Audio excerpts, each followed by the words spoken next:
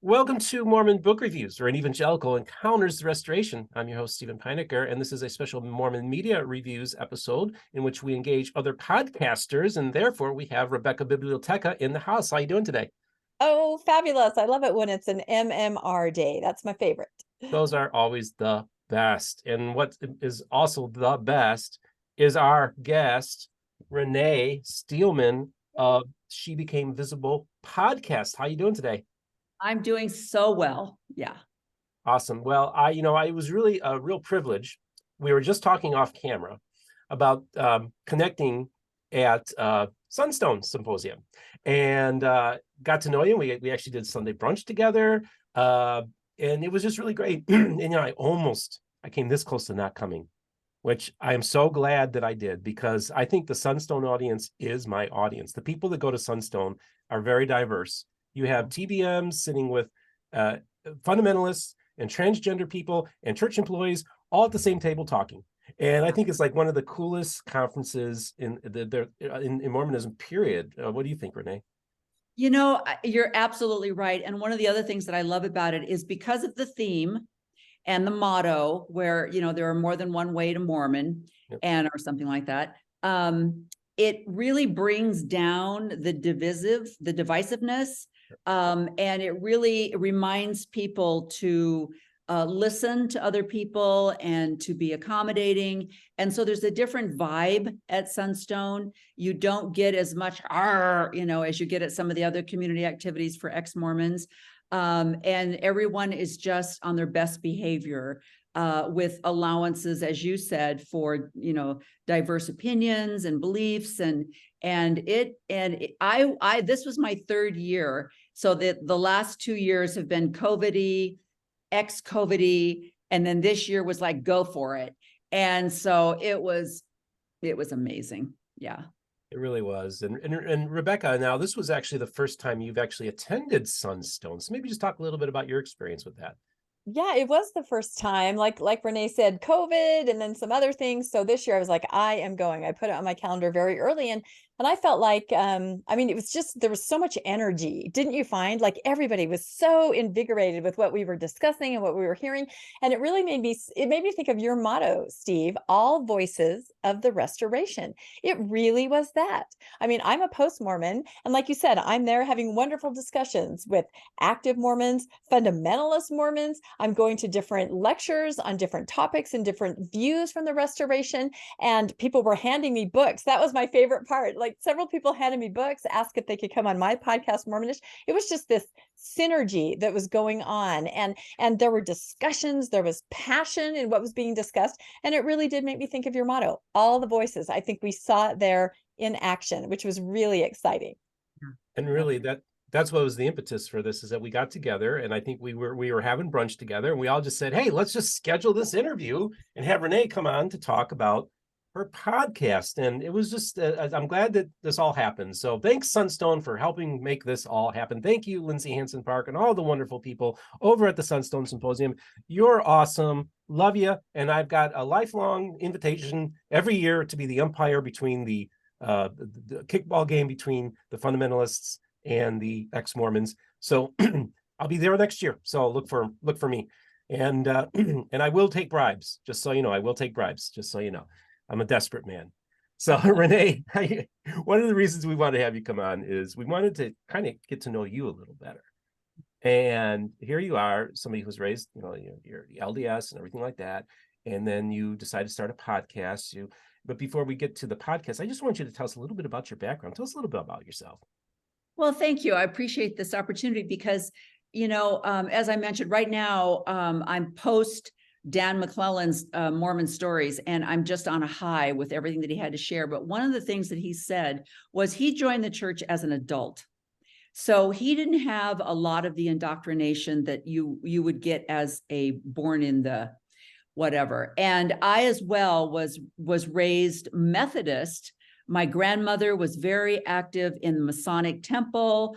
My grandfather and she they had the jewelry. They went to Masonic temple was right across the street from the apartment that they lived in Illinois, and right near you, Steve. I grew up in Morris, Illinois, which is just about 45 minutes south of Chicago. And I had an uncle that was in World War II. He was considering becoming a priest. My family was we said grace over, bless, O Lord, this food to our use and us to thy service. And I said my prayers every night. Now I lay me down to sleep. I pray the Lord my soul to keep. I had a picture of Jesus in my bedroom, and we went to church on Christmas and Easter. And so I was very, very religious. And I have a few aunts and uncles that kind of went through, am I Methodist? Am I Lutheran? Nobody cared. But I did have the oldest of my mother's family. She is the oldest of 8 children in my mother's family. And she had joined the church. And I don't remember when she joined. Oh, turn that off. And she joined by herself. Her husband was not a member. Her 2 children were baptized simply because, my aunt insisted on it, but my uncle was like, whatever, do whatever you want. And I remember going and staying with my aunt, but there was never any missionary talk or, at reunions or Father's Day or Mother's Day, we got together with the whole family. I don't remember any religion being spoken of. So Aunt Marilyn kept her religion to herself.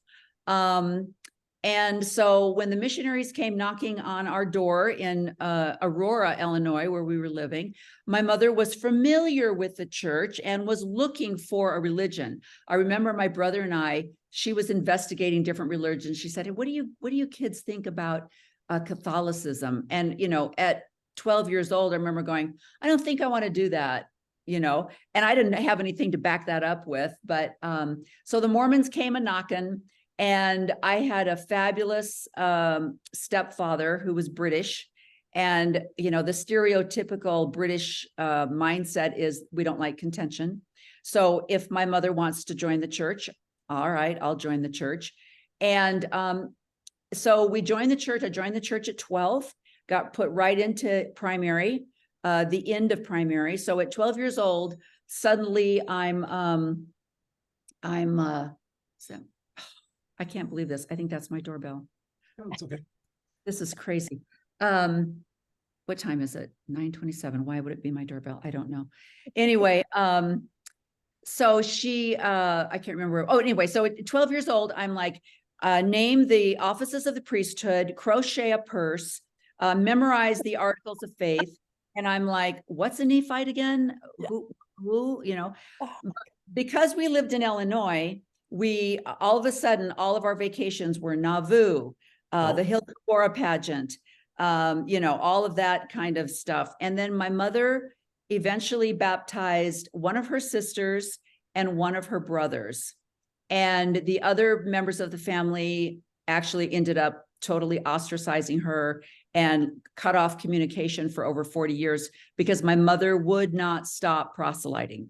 She would not shut up. And even her closest sister that I have so many great memories of because they were really close, she finally just said, I can't do this anymore. Please stop telling us about your religion. And my mom was like, no, this is my job and my duty. So we lost communication with these aunts and uncles and cousins over this religion. But, regardless, let me ask you about that.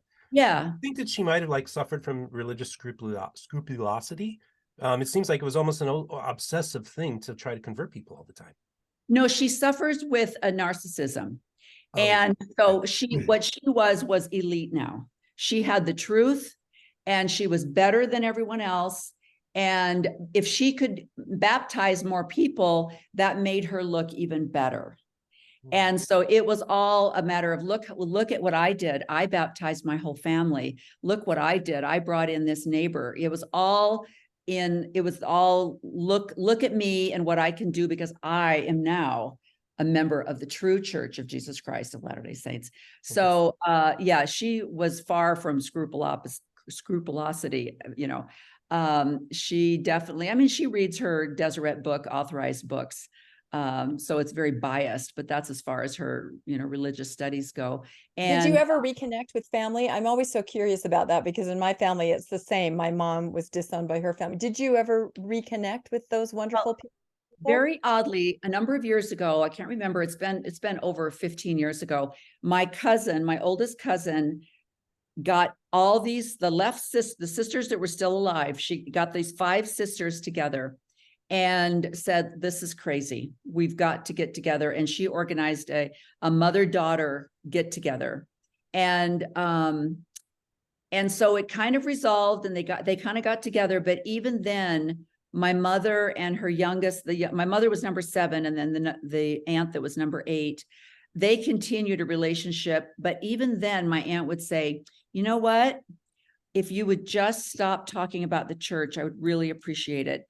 And my mom, I remember we came out here to Utah for one of the gatherings, and my mom said, let's drive past Temple Square and maybe we can just kind of get in on the temple grounds and like, just, we'll just say, oh, let's, do you want to just go see the temple grounds? And then we could get her into, this whole world, army, like there was this army plan, right?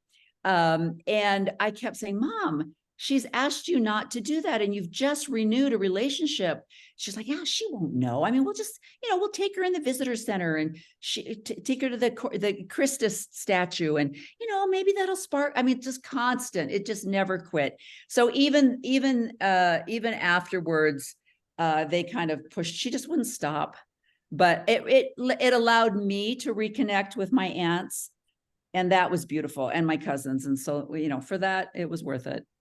Yeah. But anyway, Steve, so I was, but I'm a very kind of, what are we doing today type person.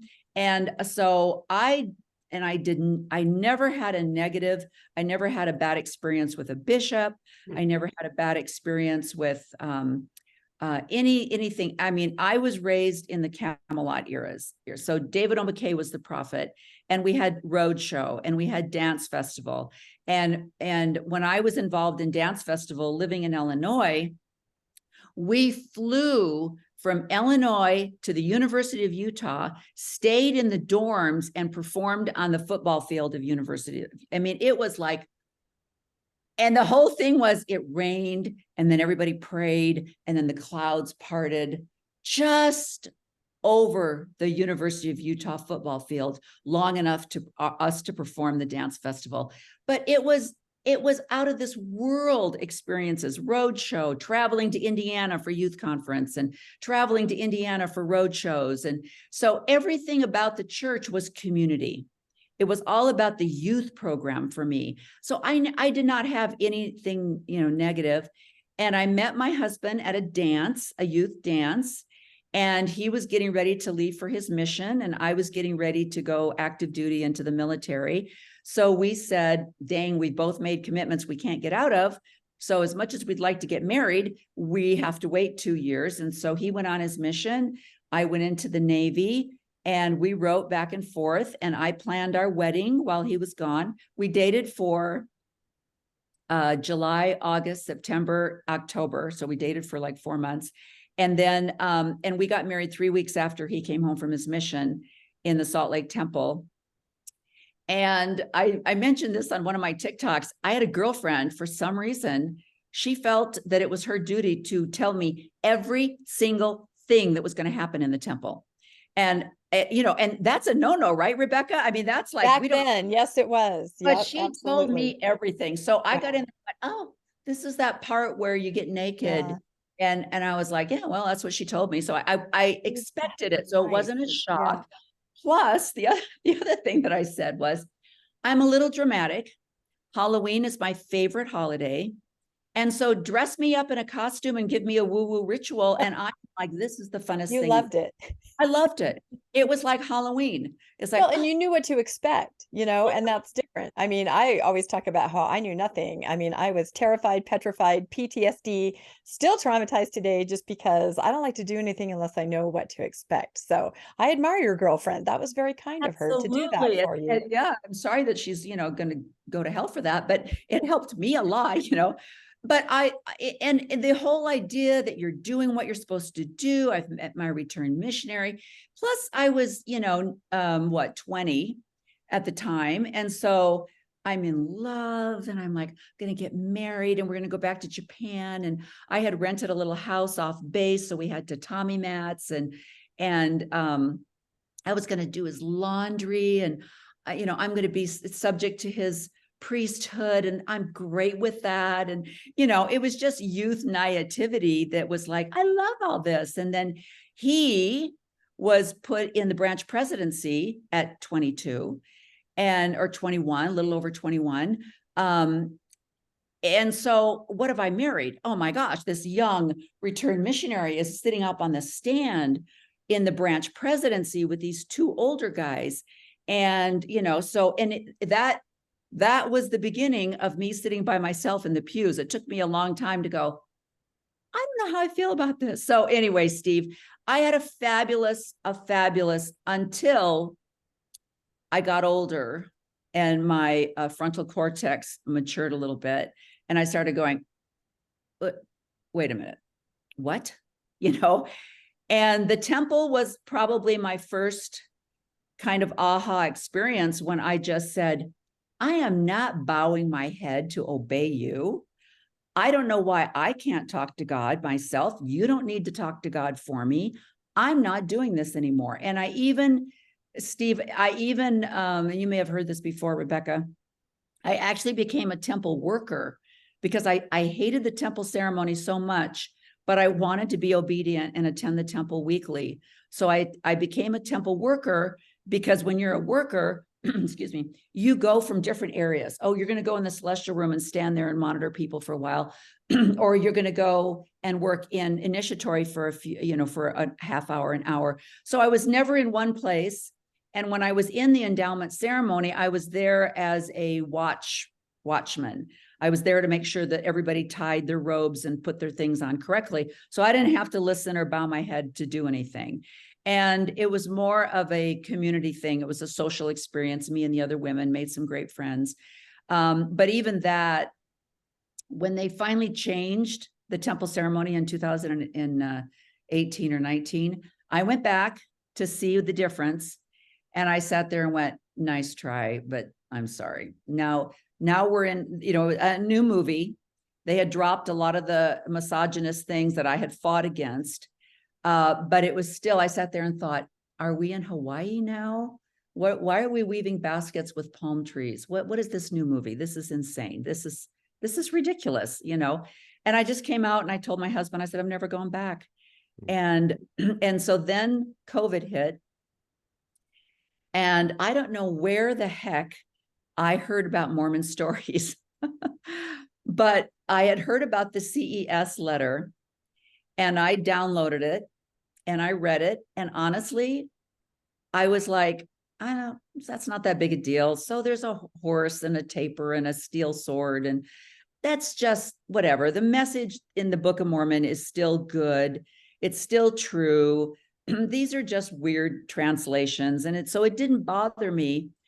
But what bothered me was I listened to John Delen's interview with Gregory Prince, who is an active Mormon. And I read his book, The Biography of David O. McKay, who was the prophet when we joined the church.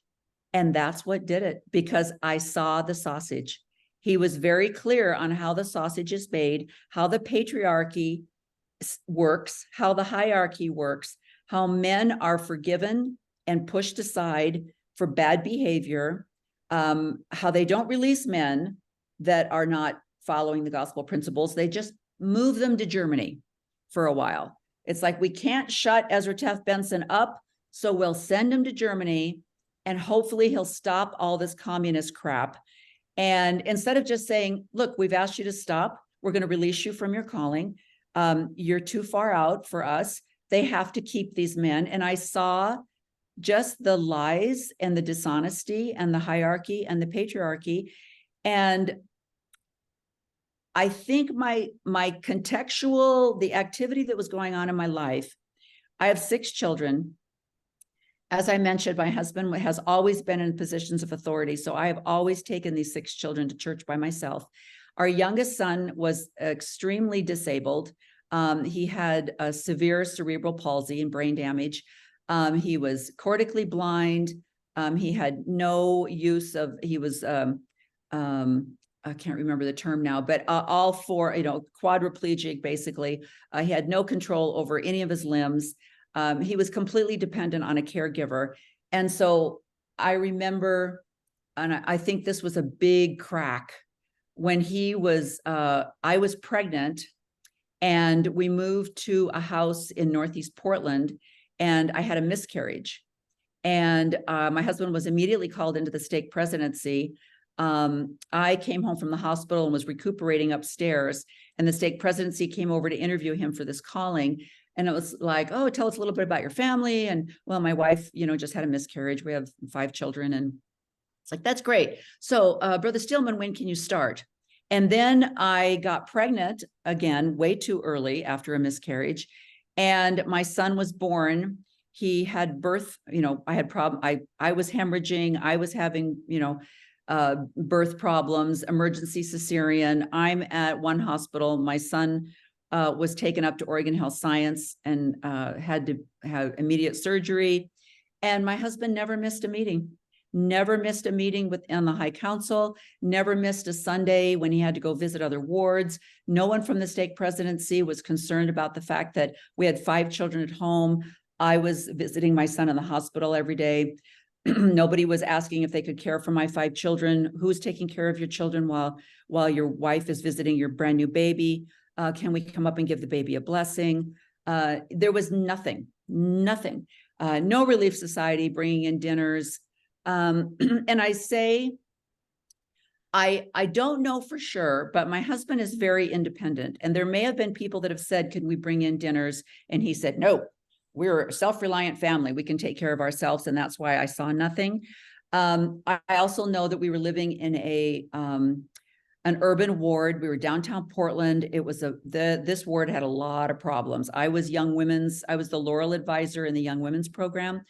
Most of my young women had problems at home. Just a father who wasn't supporting his 10 children. One of my young girls was pregnant and was waiting to deliver her baby and hand it over to LDS services. A lot of problems in that ward, and that could have contributed a lot to it too. But that's when I really started to say, wait a minute here. I'm carrying this load and you are just bathing in your white male power with your priesthood and your privilege. And about how old were you at this point? I was 32. Okay. All right. So, and our children my oldest child was 9 and when he was born. And that was the thing. From that point on, I'm taking 6 children to church, one of them with oxygen, one of them, ADHD, running all over the chapel. And I remember one time sitting out in the foyer and I've got my baby out. I don't know where the other 5 were.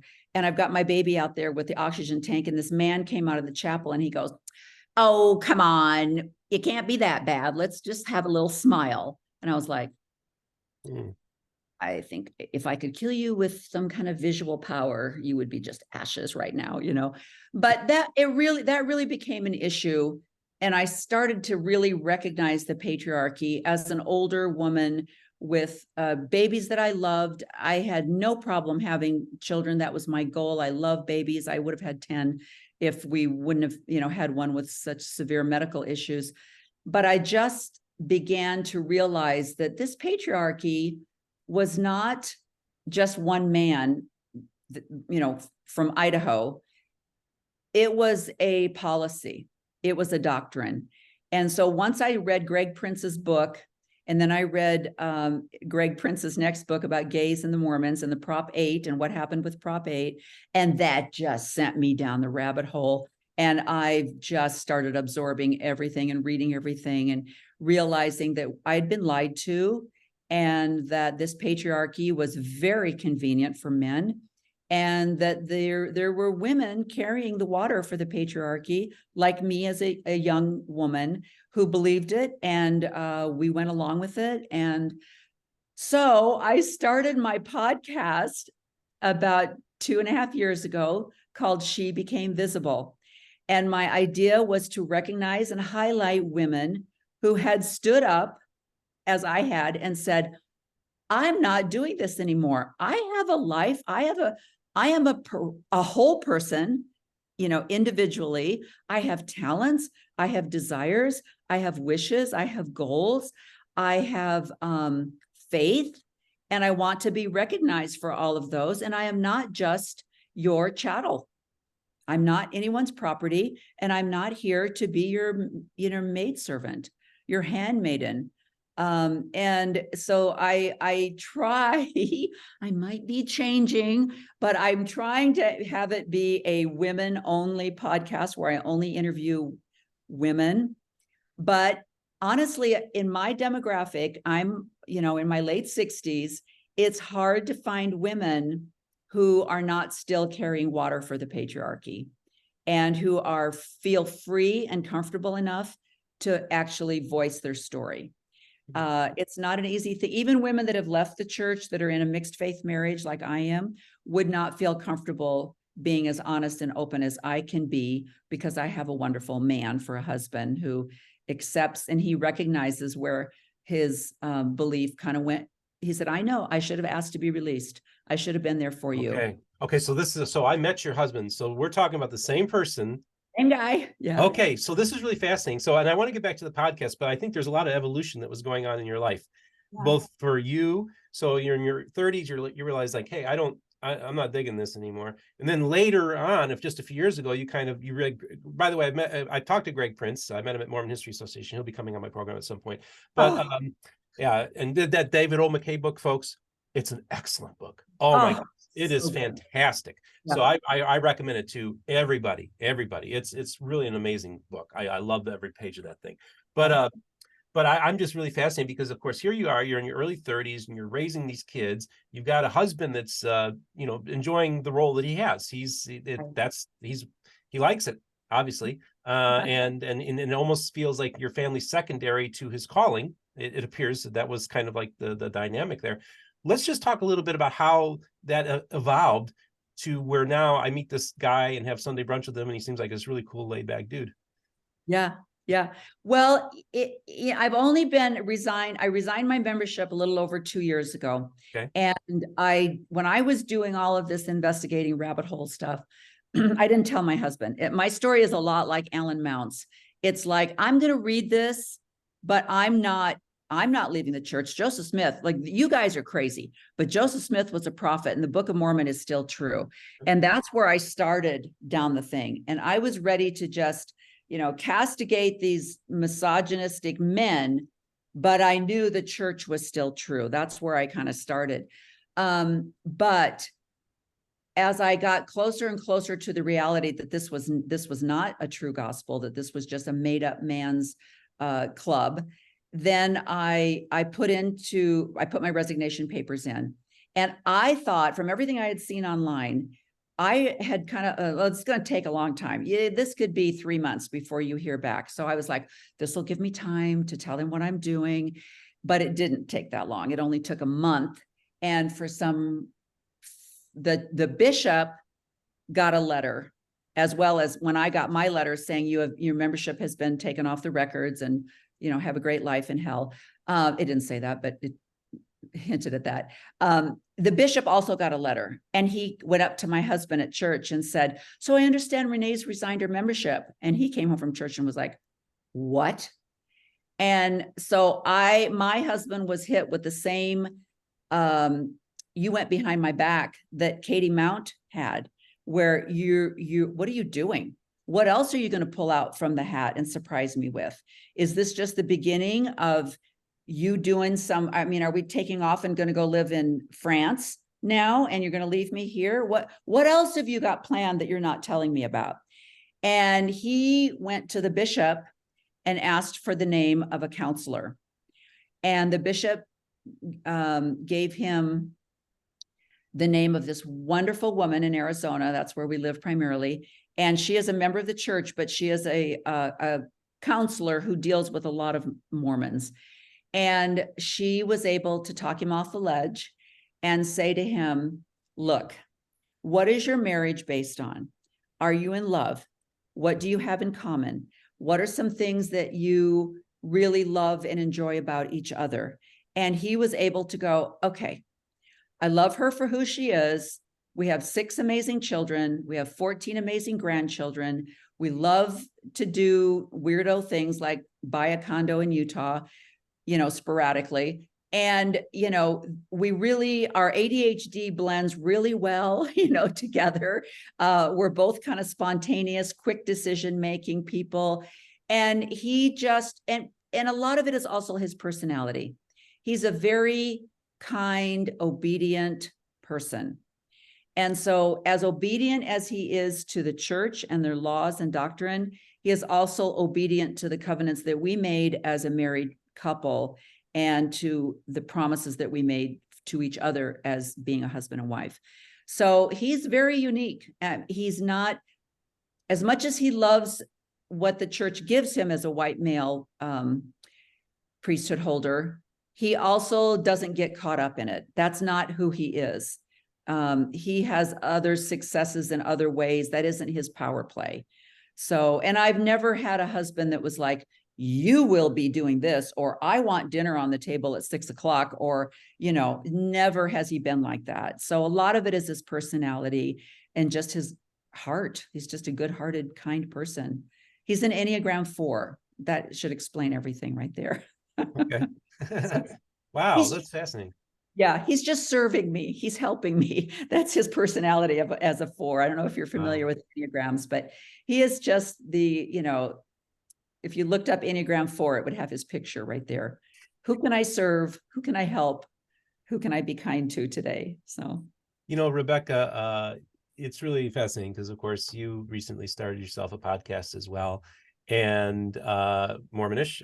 And of course, there's a lot of people that watch Mormonish, that watch this channel. So I know we have a lot of audience overlap. And I know you've been getting a lot of pushback, of course, recently because of your newfound fame, and people are starting to sling arrows at you a little bit. I found you, Rebecca. I know. I love it.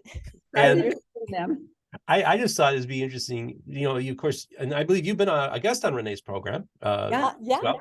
Yeah. She was one of the first other podcasts after yours that I went on. And I remember messaging you because I was pretty new and like, Steve, this person wants me to come on a podcast. What do I do? You'll be back. Starstruck, right? Yeah, exactly. So That's great. Yeah. And then I think it's also too, because, Rebecca, you of course, we've talked about your past, and the very first interview was all your crazy temple experiences that you had. And that was the first realization I thought, I think we had a chemistry there in that interview. And from the beginning, I think we hit it off really well. But I just thought, as a female podcaster, what's it like to kind of hear Renee's story, and also just kind of maybe tie in some of your experiences with what Renee's talking about as well? Yeah, I love Renee's story. And every time we talk or interact, I learn more about it. There are things that you just told me that I didn't know, but I so much admire the mixed faith marriage and the success of that, because I had, like you said, I am getting a lot of interesting comments now. I think people see me on your show and may not be aware of, some of my other shows that I do or whatever. So I just recently added your channel onto featured channels on my channel. So now maybe there'll even be more crossover. But I've been called a clown and a nut job, things like that. I love it. But I recently had a comment where this is a person called me a nut job. They said, it's pretty obvious when you talk about your kids that are faithful, because I do have children that are out and in. And they said, it's pretty obvious that your husband must have divorced you and taken those kids, and that's why they're faithful. And you're just living your life alone as a nut job. And I'm like, what an interesting point of view, because no, that is not true. Not true at all. Marriages have dynamics. My faithful children love me. I love them. I support them. It all works. And so I feel sorry for people that have that kind of black and white view. Like people that might think, Renee, why didn't your husband leave? Or, things like that. That's not how it works. Not when people love each other, not when, there are shared interests and community. And I'm talking about kids, family, everything, so it is interesting to see different points of view. And that's why I appreciate all comments. And you probably do too, Renee, because you learn from those, you learn points of view, and then maybe you interact and you say, you know what, no, look at it this way. My kids were raised by me and they were raised to be faithful Mormons, because I'm still a Mormon, a post-Mormon, but a Mormon. So it is very interesting. I've learned so much just about all different points of view, all different voices. And I feel like Renee's podcast is very special. feel, because she does gravitate toward women and women podcasters, women that are doing things which sometimes are underrepresented for whatever reason. I think that's changing. Do you feel that, Renee? I think that is changing. Yeah, it's one of those things that's I think there is a huge draw for historical data-based podcasts. For sure. And which I love. I mean, like I said, my poor husband, he walks into the room and I've either got, John Dillon, Mormonish, I've got, RFM, I've got Bill Reel, and he's like, because he's like, could you watch something else once in a while? And I'm like, well, I'm watching a documentary on cults. Does that count? But so I love information. I love learning. And so I get why the data-based podcasts are very popular. But I do think the reason why women had quilting bees, we got together with babysitting co-ops. We need each other. Women need each other. And we don't have the ability to do coffee clutches anymore. We're all kind of spread out, especially in the ex-Mormon. And so we need some place where we can just shoot the bull, gripe about whatever was happening, and come away going, well, that was the cheapest therapy session I've ever had. I just needed to get that off my chest. And that's what I'm hoping ours is I'm not here to teach you historical data. I'm here for women to share their stories and for other women to go, hey, that happened to me. I didn't realize that happened to anyone else. And that's all. And we're not, changing the world in any other way than creating a sisterhood. Exactly. And I see that in the active Mormon space too. There are more women stepping up with podcasts and trying to build community where people can work things out and talk things out. And that's what you need. You just need that community. So I think there are some really strong female podcasters coming out in the active Mormon space too, which is amazing. And Steve has most of them on his show, don't you? Like Valerie and, some of the others. It's great because there are things to be talked about, issues to be addressed. You can no longer look the other way. So let's talk it out.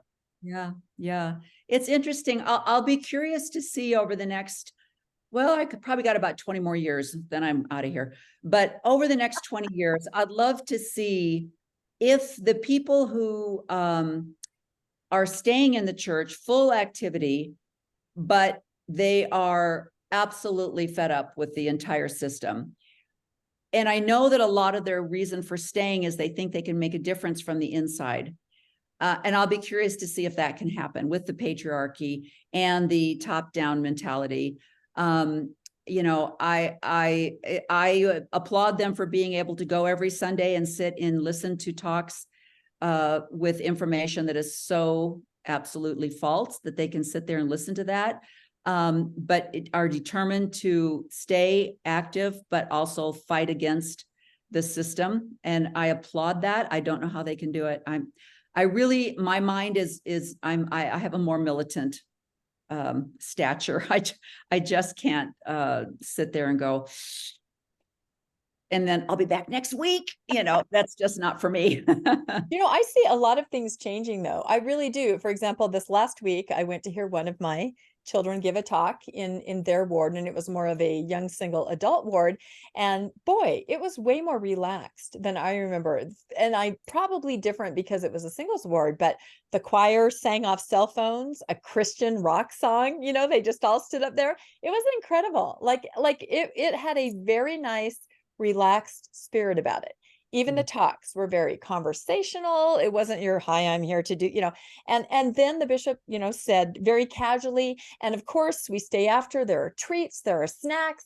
I'm like, this is, very much like Christian churches I used to attend, where you have the, coffee out in the foyer, and of course they didn't have coffee there, but I thought this is very interesting. I had not been to a ward for probably about 6 or 7 months, I think, since I went to a baptism last, or a baby blessing last, but it was very interesting to see that maybe there is some sense that some things need to change to make people more comfortable and attracted to it, because this was very different. Of course, I did have to put a sweater on, so there was still that, but that's fine.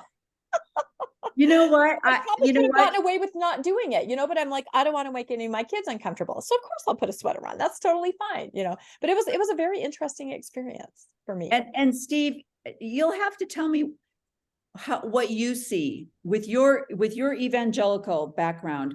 You can see that, you know, Russell Nelson is pushing towards a more evangelical mindset. We're the Church of Jesus Christ. We follow Jesus Christ.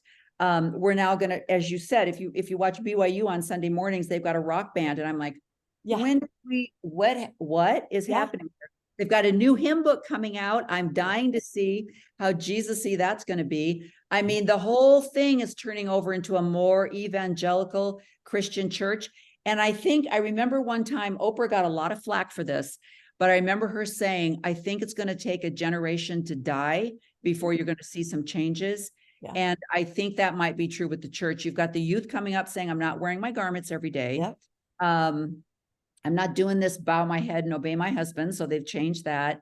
There's probably going to be some changes in the word of wisdom. And there's just, you know, eventually, I really do believe that the LGBTQ issues are going to be addressed, just like the Blacks in the priesthood. So there's going to be a more evangelical veil thrown over the church.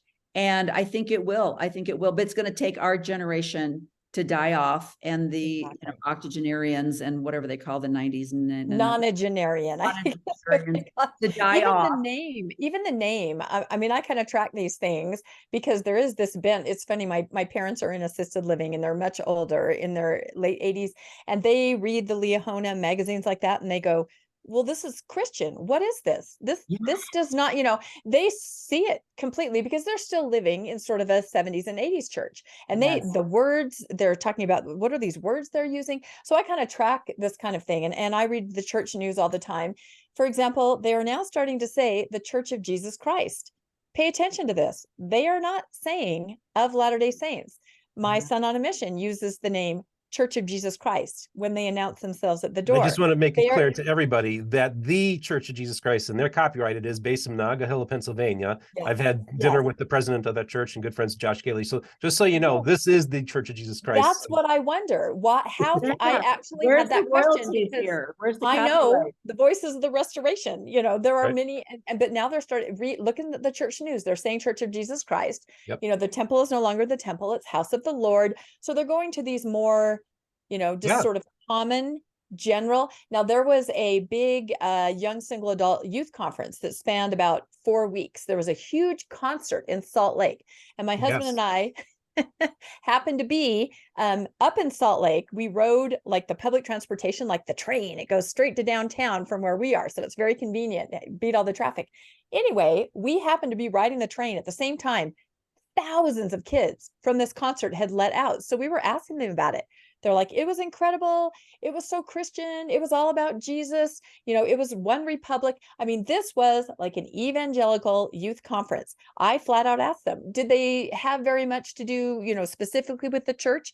No, it was all just Jesus, Bible quotes, a lot of music, a lot of phones in the air. I talked to some adults that were there. They said the same thing. It's very interesting to see what is attracting the kids today. And they were all so happy. We were packed in this train. It was a hilarious experience, actually. And they were just wonderful kids. And they had a fabulous experience at what I could tell was like a Christian concert. Very interesting. Times are changing, like you said, Renee. It is. It's pretty crazy. And also I'm hearing that even some of the missionaries are wearing crosses now, which is really incredible to think. Yes. I don't want to name names, but yep. It's pretty amazing. And, you know, and you'd ask me, Renee, like, what are my perspective, you know, as an outsider evangelical? You know, what I find so fascinating is that I've had this nice little dance that I've been doing with the church, because there's no official relationship that I have with the church, but there's kind of this unofficial thing I feel that's going on, because I feel like, you know, me going on Saints Unscripted, which is a unofficial church channel. It's not, you know, affiliated directly with the church, but let's just say look up More Good Foundation. Okay. But the thing is that I go on this youth program as an evangelical Christian. And basically it's kind of the stamp of approval saying, you can learn about the history of your church from Steve's channel to the youth from an evangelical. So that to me and then you see with Jeff McCullough, of Hello Saints, the evangelical pastor who just moved to Utah a couple weeks ago. And he's gotten really huge. And of course, he was featured in the LDS Living magazine and everything like that. And then you have David Boyce of 52 Churches in 52 Weeks. We've been, I think the church is really wanting us to, I look at it this way. I think, look, I have the same guests on my program that John DeLynn has on his, that Rebecca has. I have the same people. I have Sandra Tanner on. I have Dan Vogel. I have all the same people that come on. And yet it's okay. I get the sense that this is a safe space for TBMs to watch and get all this information, because I think it's really important. And I always tell people, I said, early on, I told this to my audience. I said, as a Latter-day Saint, it is your birthright to know the history of your church. And that's what I'm providing, is trying to provide the history of your church. Now, so that's to me is the relationship I feel that I'm having with church. It's nothing official, nothing like that, but it's a very good, positive relationship. I can, BYU professors come on, people from the church historian's office come on. I love the relationship that I've developed with the church. What is also fascinating is all the observations you made. Like on February 7th, the day that I flew in for Utah, was the day they announced the changes, to the temple. And I remember it was just, everybody was talking. It was the talk, because it's like, it's all about Jesus, man. It's all about Jesus. And Mormons were excited about this. Yeah. And so I do feel like that President Nelson is moving things in a different direction. When are we going to start seeing crosses in church, on church buildings? I've seen some. I just think that we're seeing this inevitable evolution. And then speaking like, okay, the whole LGBTQ thing, I know Jacob Hansen and Jim Bennett had that big, huge debate on my channel. That was quite a thing. And I think this is my prediction. I don't know if we're going to have gay temple ceilings for same-sex couples in our lifetimes. I don't know if that will happen. But I do think that the church is going to have to try to figure out, we need to have some kind of blessing ceremony that does acknowledge same-sex relationships in the church and allows them to stay in the church, and also allows them to have relationships, and have some kind of ceremony that acknowledges it. It's maybe not the same as going to a temple, but I do think that's something I can see happening in the next 10, 15 years. What do you, I'm sorry, I kind of ranted there, but I want to get your perspective on that. These are the big issues. This is what when I hear, I know there was a thing, can't remember, there were two different versions of a talk, and I believe it was given by Dallin Oaks, which, by the way, Dallin Oaks was in the stake presidency in Naperville, Illinois. My dad was the stake clerk. Oh. And I went to girls' camp with his daughter, Jenny. We went to girls' camp together. And, but he gave a version of a talk to a mixed crowd. And then he gave a version of a talk to an LDS primary talk. And I believe that that's what you're seeing in the world. They want to present themselves as, we love Jesus, we follow Jesus. Then you go to BYU and you see the new handbook that, that's been given, where there's still no beards, and the girls still have to dress as if they have garments, which I get that. It's a church school. I get that we don't want to walk around with, crop tops and whatever, booty shorts at a Christian school. I get it. But it's like they want to still keep the people under their, under their reign, but to the world, we want to appear as nuanced, and we just love Jesus.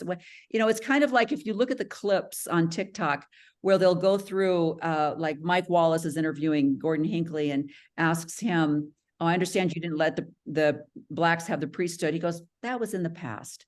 And then you show the other clips. That was in the past. We're going to look for the good. We're not going to be negative. We're going to look for the good. That was in the past.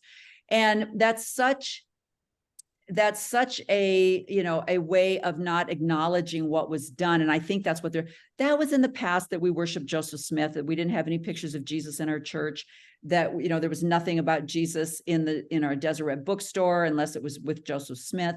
But now we still have the Swedish version of Jesus. We haven't quite progressed to the Hebrew version of Jesus. We're still letting, Liz Lemon paint pictures of her neighbor and, pictifying them as Jesus. And so we still have work to do. But, which, by the way, let me plug, if you want a picture of Jesus, go to Walter Rain. Have you seen some of Walter Rain's portraits and his paintings? He is an artist. I think he lives in Salem, Oregon. And it's Raine. I have that. I don't know if you can see it or not. You see that picture? Take your camera. You know, I should walk over here. Are they more of the dreamboat Jesus that you see everywhere? No. He looks like a GQ supermodel. Yeah. No, this is what I love about Walter Rain. He doesn't do that. Good. This is one of his pictures that I love. Oh, okay. I No. know who you're talking about. Yeah. But he Beautiful, has a beautiful. picture of Jesus that I have in my home in Arizona, which he looks very disheveled. It looks Yeah. very Hebrew. Real person. And it's beautiful. And so, if we can just, I went to Deseret Book to buy my husband something. And, see, I'm still a good wife. I went into Deseret Books and I'm like, I can do this, don't say anything bad. And I couldn't find, I just wanted a picture for our master bedroom that he would love, that maybe had Jesus or something in it. And I was like, I'm not doing Swedish Jesus. This is full on dental work, most beautiful white teeth you've ever seen. Not doing that, but anyway, so I do, we just have to lose a few. Bednar is going to have to go. The entire presidency is going to have to go. If we can get Uchtdorf in there, there's maybe the beginning of a more loving and truly honest church. I don't know. We'll see how much pressure he falls under, but yeah, it's going to be interesting to sit back and watch. Fascinating. Well, this is really interesting. So this is the thing. I just have to ask you, do you still believe like in God and Jesus and stuff like that? What would you say? Where's your faith at right now? Yeah, I believe that I kind of go with the Bart Ehrman version of Jesus. I believe that he existed, that he was a rabbi, that he was a teacher, and that he was trying to change some of the Orthodox Jewish traditions. And then you have to take into consideration the stories in the Bible and who wrote them and were they really accurate and what was the goal and the context and the whole bit. But I do believe that he was a person, that he existed. I don't know, when people talk about, like, for example, I just heard someone say, we follow, someone in the church just made one of the dignitaries made a comment, we follow the teachings of Jesus. And I'm like, which teachings is that? What? And that's a very ambiguous thing to say, which, love thy neighbor. Okay, I'm good with that. Do unto others. I'm good with that. I don't know if you follow the teachings of Jesus, where Jesus said, I am within you. You don't need the temple anymore. If you have me, as long as you carry me within you, I'm like, well, then could we stop building temples on every street corner and maybe start using that money in other ways? So I don't know which teachings of Jesus, they use, but I cannot find a organized religion to attend, because there's still a lot of misogyny in a lot of the Christian religions, still a lot of LGBTQ. I did find a church in Arizona that I started attending. It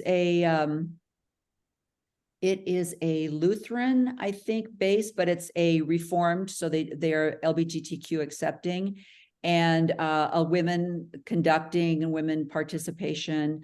They just seem like a lot of really nice retired people in Arizona, and I'll probably go back to them when we get back to Arizona. I'm a little hesitant because I don't want to get, I'm gun shy to find a system. I don't want to get back into a system that I have to walk back out of. But I have such great intuition. I've had so many great experiences that I feel was like, for example, my oldest daughter, I just had the two boys, and then I had two boys, two girls, and then two boys.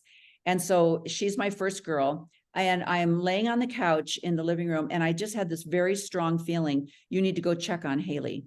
And I went back in the bathroom, and she was toddling between the bathtub and, the floor, and trying not to fall into the bath water, and I also have strong, and Rebecca, you can tell me, is this just mother's intuition, where she fell out of her high chair and I thought, she's not acting right. And I took her to the hospital and I said, I think she hit her head. She's not acting right. And they're like, oh, mama, you're good. Just go home.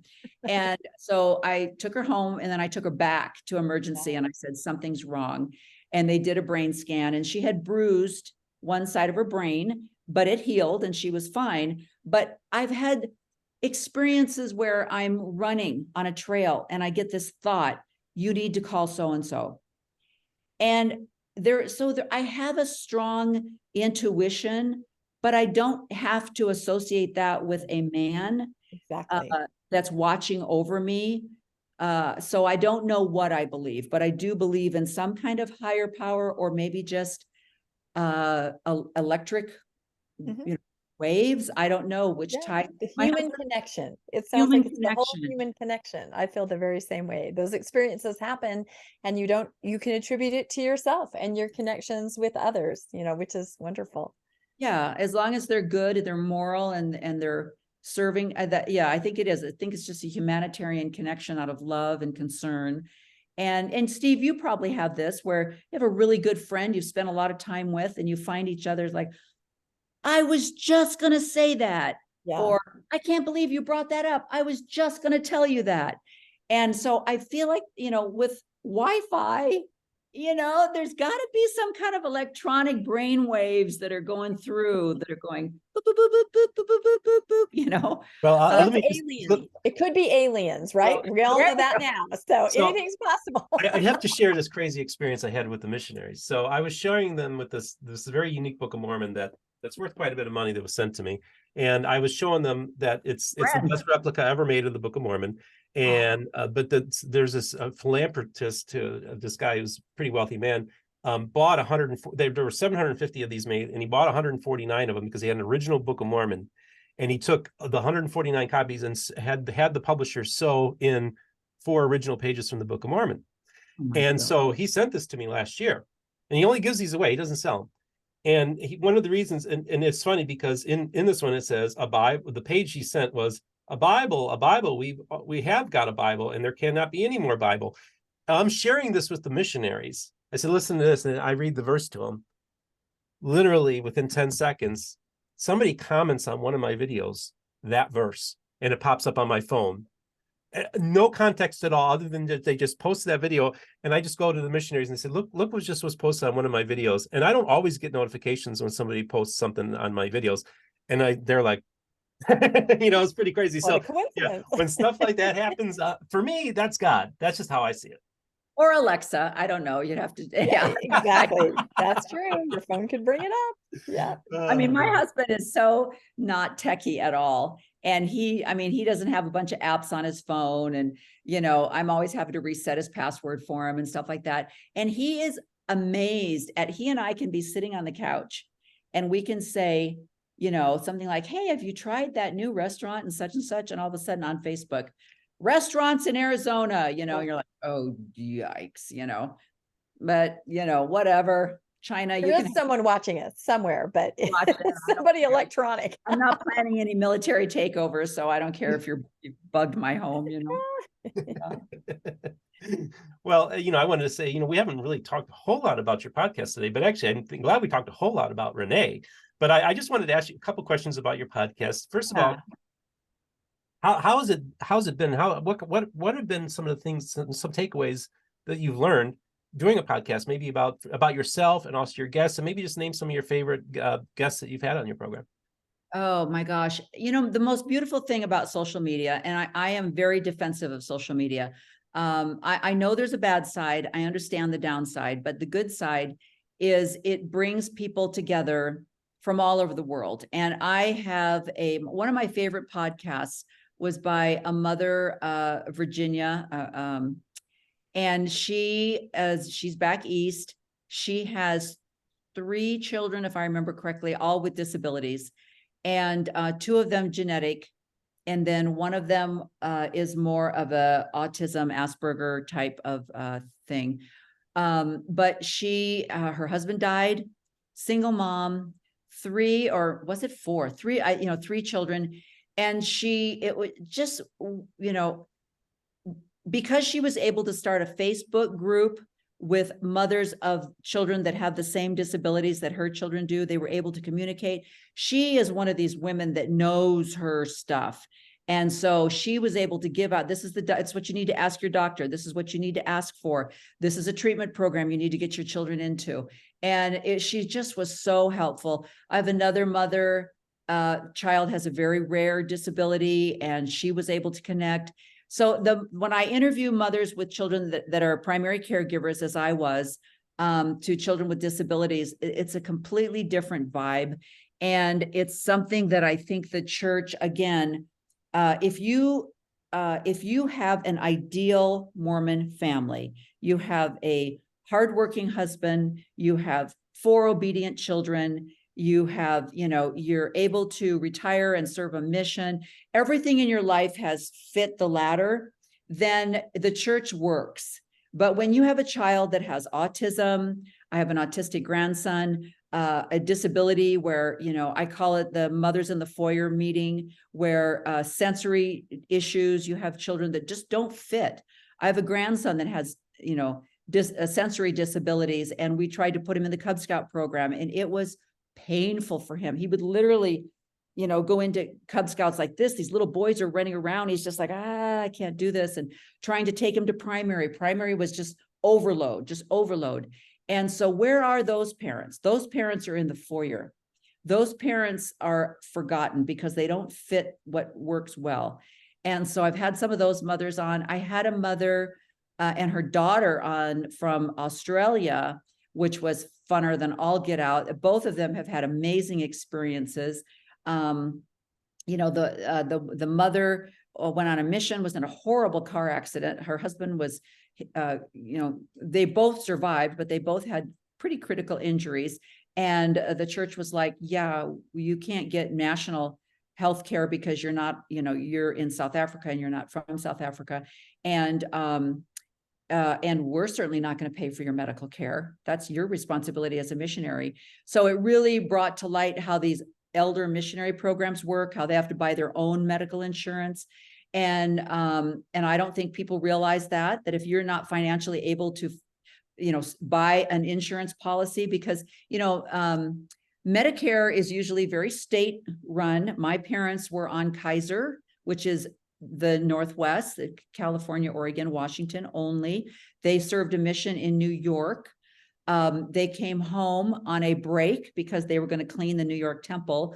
And so they came home back to Washington State to get medical care because my mom had colon cancer and wasn't feeling very well. She actually checked out just fine. But my dad, they checked him out, gave him just a physical and said, yeah, we're rushing you over to the hospital for triple bypass surgery. You're in the middle of heart failure. And what would have happened to them in New York? No medical insurance. All their medical insurance was, relied on Kaiser. Just things like that. And then her daughter had a husband that died, and the way she was treated after her husband died. These are the stories that I love telling that are out there. And, just other women like you, Rebecca, just telling women, this can work. You can have a good relationship with your children. I have 5 surviving children. I have 1 daughter that is active in the church, and my other 3 boys are out. They left the minute that they got old enough to leave home and escape. And my daughter, you'll love this. I probably shouldn't share her story. I won't share her story, but there was some conflicting temple rules that none of us really thought about. Again, because if you have an ideal family, her first husband was killed in a car accident. She was sealed to him in the temple. And so when it came time for her to date, people were like, well, who's going to date you? You're married to somebody else. And she was like, what? You don't hear that doctrine until it personally affects you. And so she has a strong love of Jesus. She has a strong love of God, and she's found a Christian church that she takes her children to. But it's the voices I want to get out, because I want other people to have light bulb moments where they go, oh, I never thought about that. What if my 25-year-old daughter lost her husband with 2 babies and nobody wants to marry her because they can't be sealed in the temple? Just like you were saying, Landon's son is like, but she's a good person and you're a good man. and you could build a wonderful family together. So this doctrine is holding you back. And so that's the women's voices that I want to get out there, to tell the women's stories of how the misogyny and the patriarchy damages. I mean, patriarchy and misogyny is hurting Landon's son, because these women, from young women's, from the time they're 12, are being indoctrinated to be told, you will marry in the temple, you will marry a returned missionary. It doesn't matter if that returned missionary is living in his, parents' basement and only plays video games and doesn't know how to have a job, and, doesn't even have any life skills. As long as he's a returned missionary, you have something in common, Spencer W. Kimball, the marriage will work. That's what they're taught from 12 on. And look what it's doing. You've got a generation of men who are fabulous, who can't find somebody to build a family with. So that's how it's hurting both men and women. Fascinating. And it's a remarkable thing that you're doing. And I do think it is important that more women's voices are heard. One of my proudest things that I've ever done was finding Rebecca and giving her, and then helping her build a platform. And it's a real privilege to be able to do that. And I really feel that's one of my missions. When early on, when the first 6 months of my channel, I was looking at my audience, and according to YouTube, at points it said 90% male to 100% male. And I thought, now it can't be 100% male, because I would have been commenting on the videos, right? So it was kind of skewed, but it was highly male. And I've made a concerted effort almost from the beginning of my channel. When I saw that, I need to get more women on my program, more women's voices. So that's why I got Katie Langston to come on. And she was one of the, she's a pastor, Lutheran pastor. And this was early on, just my channel only had like a couple hundred subscribers, but I was like, I got to get women on my program. And so that's been my mission, is to get, like I said, all the voices. Because I do think that whether it's the faithful or even in the post-Mormon world, males tend to dominate. And I realize, like, I don't want to be just another male Mormon podcaster.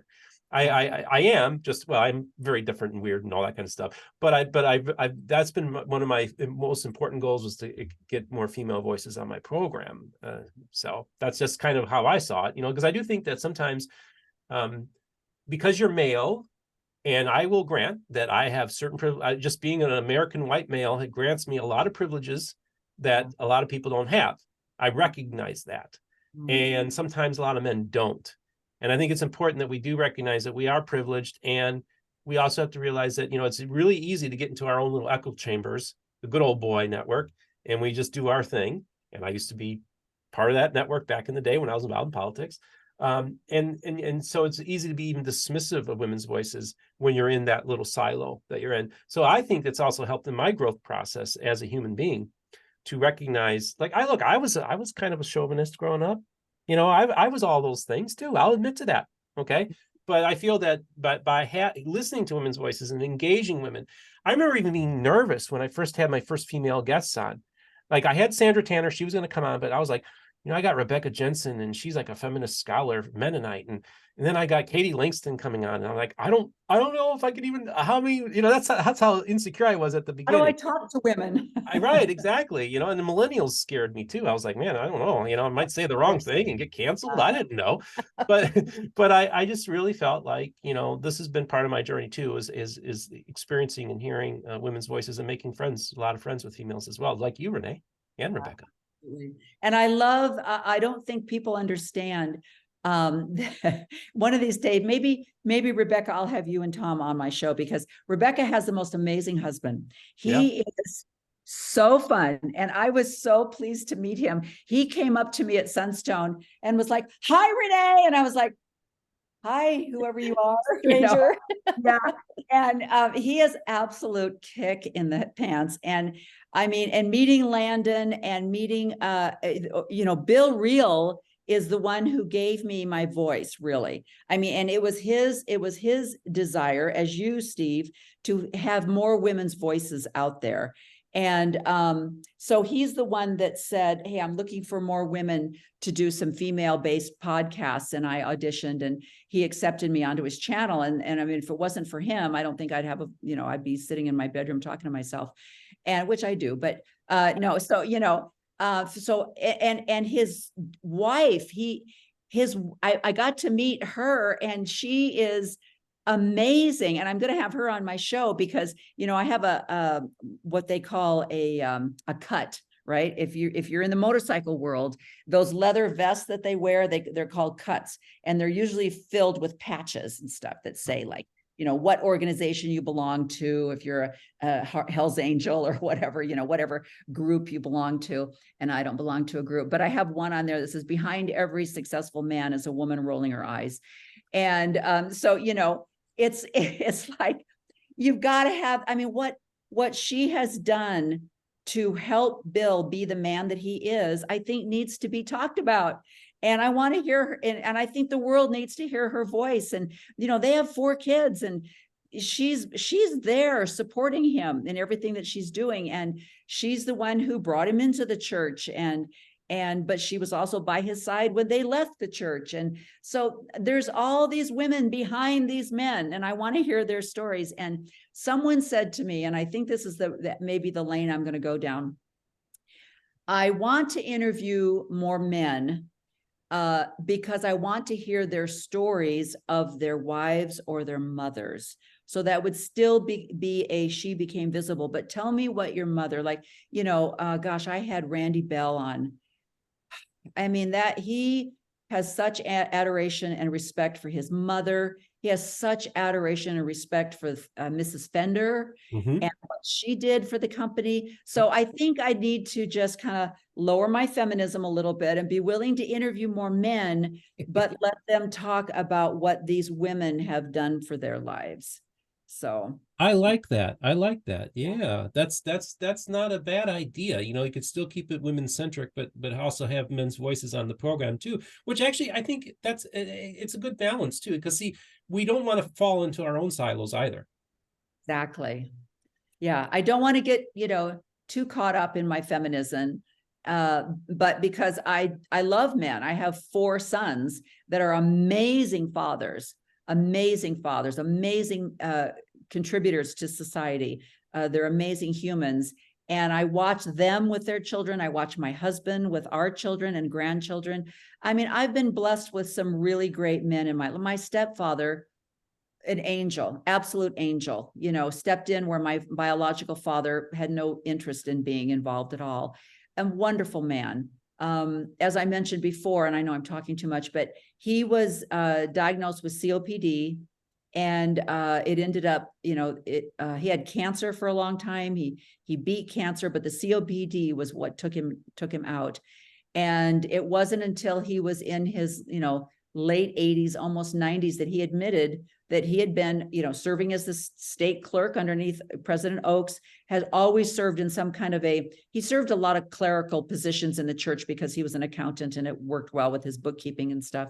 And, but he did all these things, quit smoking, quit drinking, went to priesthood, did his home teaching for probably 50 years and did not believe that the church was true. Did not believe that Joseph Smith was a prophet. He was English. He grew up, you know, in the Church of England, and but he loved his family and he loved his wife. My family's going to join the church. I'm going to join the church, and if I'm going to join the church, I'm going to be a good member of the church. They served 3 missions for the church, and he was not a believer until his late 80s when he felt he had an impression that said the church is true, and he said, okay. You know, but he did it anyway. And so that's a man to me. And that's a perfect example of a great man. And so I have so many wonderful men. And I think that's also what gives me such a low tolerance for some of the patriarchy that I see. It's like, my husband would never do that. When they say men are infallible, you know, these men I know they're a prophet of God. They speak to Jesus, but they're men, they're infallible. And I'm like, well, I'll tell you what, my husband wouldn't be setting up 13 shell companies because that's dishonest. So we've taken this infallibility to a complete criminal, you know, where's the bar for infallibility for these men? And so because I have so many good men in my family, I can look at these other men that are dishonest and go, you're a liar, you're a misogynist, and I don't want to have to listen to you anymore because I know what a real man looks like. And so I'm Steve, I'm going to really want to hear more men who are just great people. Rebecca has one as well, and you're one as well. Thank you. Thank you. I do have and Rebecca, if you have any final questions too, I want you to make sure we get this all in, but I did want to ask you just for a podcast question do you have a dream guest that you would like to book? Who is your dream guest? Like, what's that one person there? Like, oh, I'd love to talk to her.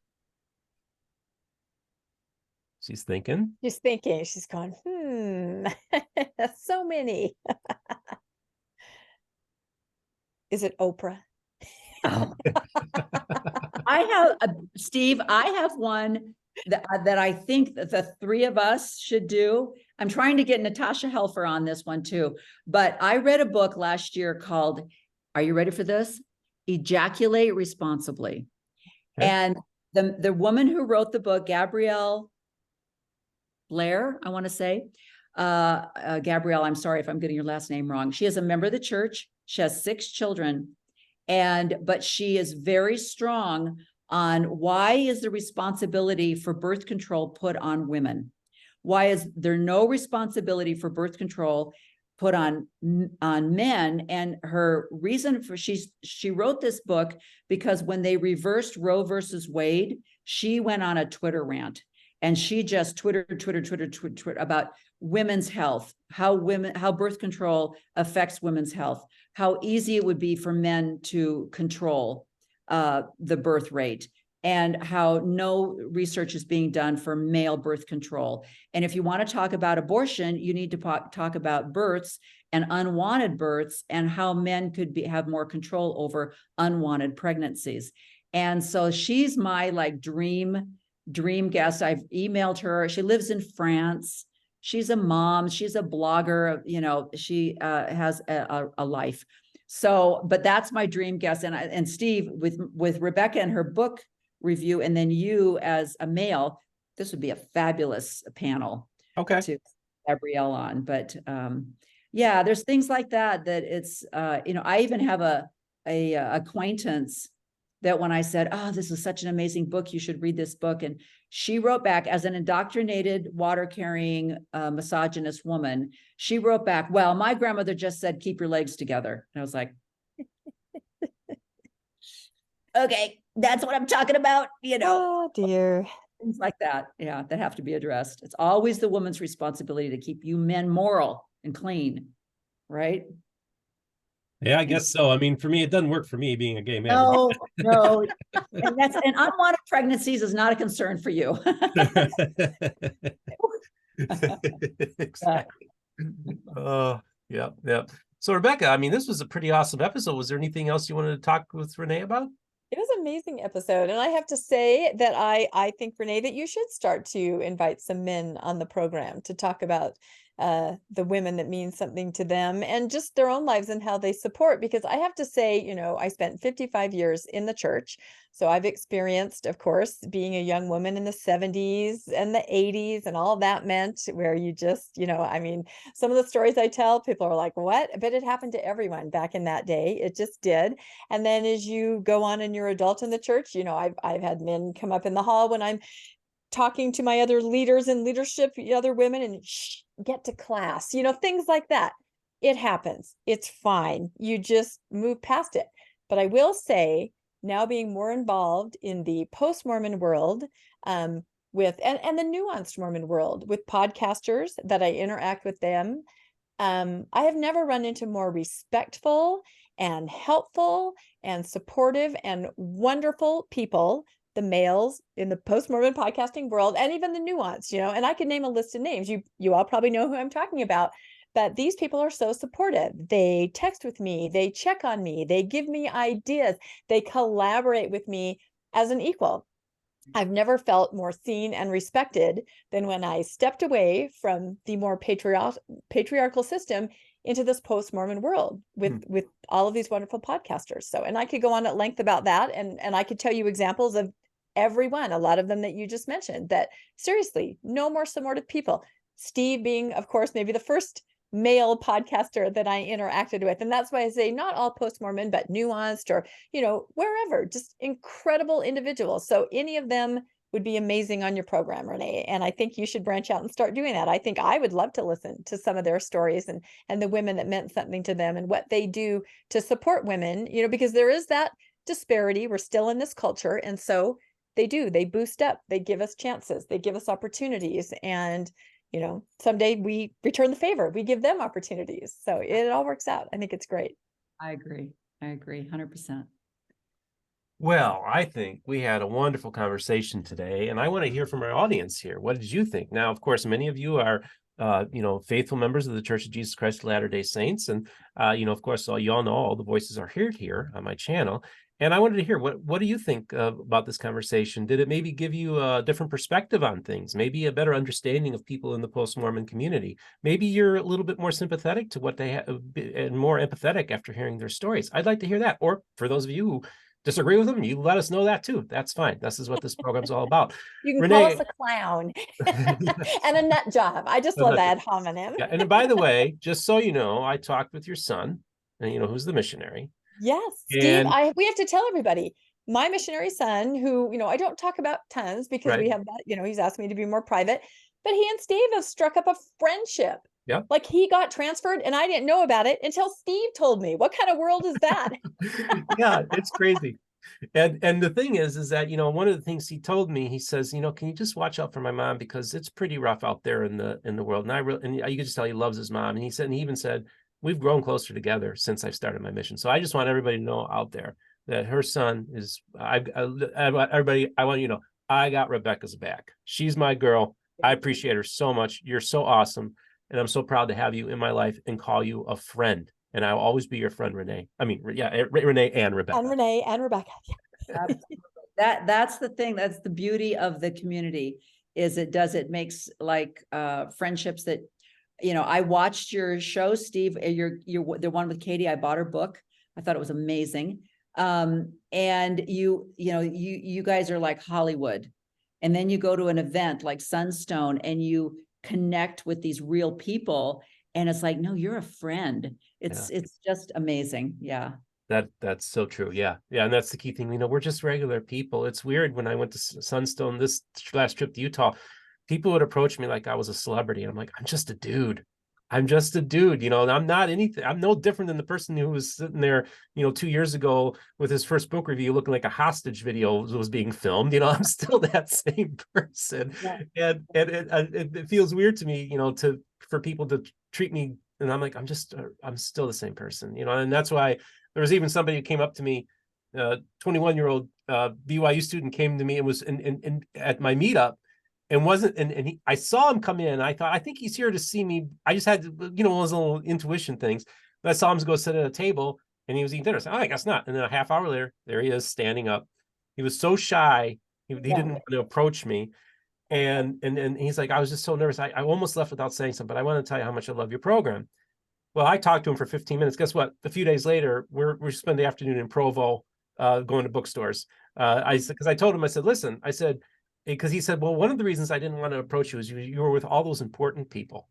And I said, listen, I can talk to all the scholars and Mormon celebrities I want to, but I also want to be able to hear your voice too.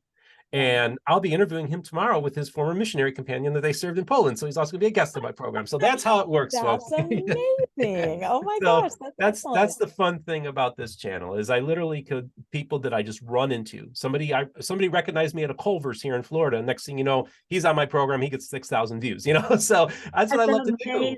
And just give voice to people that are just regular folk, just regular folk. I can book anybody I want, but I get more of a thrill out of having somebody that nobody's ever heard of and giving them a platform. That to me is the most beautiful thing about it. I love that. And Steve, I'm glad you mentioned that. Rebecca, I don't know if you've had this happen, but I originally started out my podcast. It was originally called Go Gray Dame.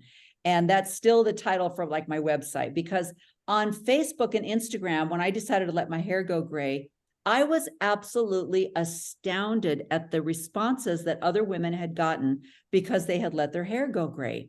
And it was like, you're not coming to my wedding, Mom, if you don't dye your hair, or my husband's going to leave me if I don't dye my hair.